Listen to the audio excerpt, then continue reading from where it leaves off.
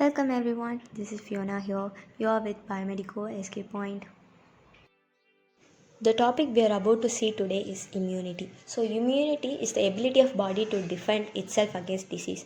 So immunity வந்து நம்ம பாடி அதை அஃபெக்ட் பண்ணக்கூடிய ஒரு டிசீஸ்க்கு அகேன்ஸ்ட்டு அதை டிஃபெண்ட் பண்ணக்கூடிய எபிலிட்டி தான். இங்கே நம்ம பார்க்க போகிறது types of immunity. So immunity is basically classified into two types, adaptive and innate.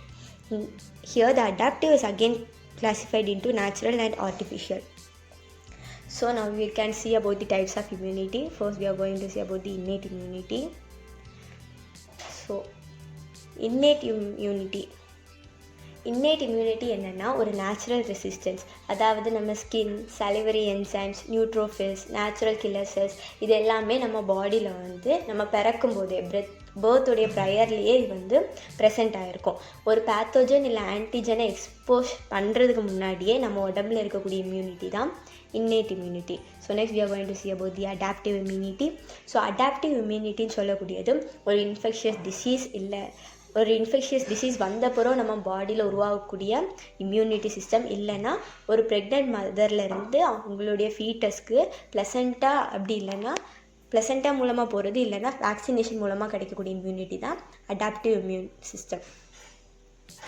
So next active immunity. So active immunity என்னென்னா நம்ம பாடி வந்து ஒரு ஆன்டிஜன் கிட்ட வந்து எக்ஸ்போஸ் ஆகும்போது அதை அடாப்ட் பண்ணுறதுக்காக உருவாக்கப்படக்கூடிய இம்யூனிட்டி தான் ஆக்டிவ் இம்யூனிட்டி. இந்த ரெஸ்பான்ஸ் வந்து ஒரு டேஸ் இல்லை வீக்ஸ் வரைக்கும் ஆகலாம் டெவலப் ஆகிறதுக்கு, ஆனால் வந்து லாங் லாஸ்டிங்காக இருக்கும். For example hepatitis A. So hepatitis A virus வந்து அஃபெக்ட் ஆன பிறகு அதோடைய ஆக்டிவ் இம்யூன் ரெஸ்பான்ஸ் வந்து நமக்கு லைஃப் லாங் ப்ரொடெக்ஷன் கொடுக்குது, திருப்பி நமக்கு ஹெப்பாட்டிட்டிஸ் ஏ வராது. இப்படி இல்லைன்னா நமக்கு வந்து வேக்சின்ஸ் மாதிரிப்பட்ட டோசஸ்னால நமக்கு வந்து இம்யூனிட்டியை வந்து லைஃப் லாங் இம்யூனிட்டி கொடுக்க முடியும். So next we are going to see about the passive immunity. So passive immunity என்னென்னா ஆன்டிபாடிஸை கொடுத்து இன்ஃபெக்ஷனை வந்து ப்ரிவெண்ட் பண்ணுறது. பாசிவ் இம்யூனிட்டி வந்து இம்மீடியேட்டாக ஒர்க் ஆகும், பட் வந்து ஷார்ட் லிவ்டாக இருக்கும். அதாவது ஒரு 3 to 4 months தான் மேக்ஸிமம் அதோடைய எஃபெக்ட் இருக்கும். மெயினாக வந்து பாசிவ் இம்யூனிட்டி ப்ரெக்னன்சி டைம் நடக்குது. ஸோ இப்போ ஆக்டிவ்க்கும் பாசிவ்க்குள்ள மேஜர் டிஃப்ரென்ஸ் வந்து ஆக்டிவில் வந்து ரொம்ப டேஸ் ஆகும் அது வந்து ரெஸ்பான்ஸ் எடுக்கிறதுக்கு, பட் லைஃப் லாங் ப்ரொடெக்ஷன் இருக்கும். பாசிவ்னு எடுக்கும்போது இன்ஸ்டன்ட் ரிலீஃப் இருக்கும், பட் நமக்கு வந்து மேக்ஸிமம் ஒரு 3 to 4 months தான் அதோடைய எஃபெக்ட் வந்து கிடைக்கும். So next naturally accord active system நமக்கு இருக்குது, நேச்சுரலி அக்கர்ட் பாசிவ் சிஸ்டம் இருக்குது. நேச்சுரலி அக்கர்ட் ஆக்டிவ் இம்யூனிட்டின்னு சொல்லக்கூடியது வந்து நம்ம உடம்பு தன்னைத்தானே ஒரு பேத்தோஜன் இல்லை டிசீஸை டெவலப் பண்ணும்போது அதுக்குள்ளே இம்யூனிட்டியை கொடுக்குது. அதே இது பாசிவ்னு சொல்லும்போது வெளியே ஒரு இடத்துலேருந்து நமக்கு கிடைக்கக்கூடியது. நேச்சுரலி அக்கர்ட் பாசிவ்னு சொல்லும்போது மதர்கிட்டேருந்து ஃபீட்டஸ்க்கு பிளட் மூலமாக கிடைக்குது. இம்யூனிட்டி வந்து மெயினாக ட்ரான்ஸ்ஃபர் ஆகுறது வந்து ப்ளசண்டாலேருந்து தான் ட்ரான்ஸ்ஃபர் ஆகுது, அதுவும் மெயினாக ஐஜிஜி அப்புறம் ஐஜிஏ ஆன்டிபாடிஸ்.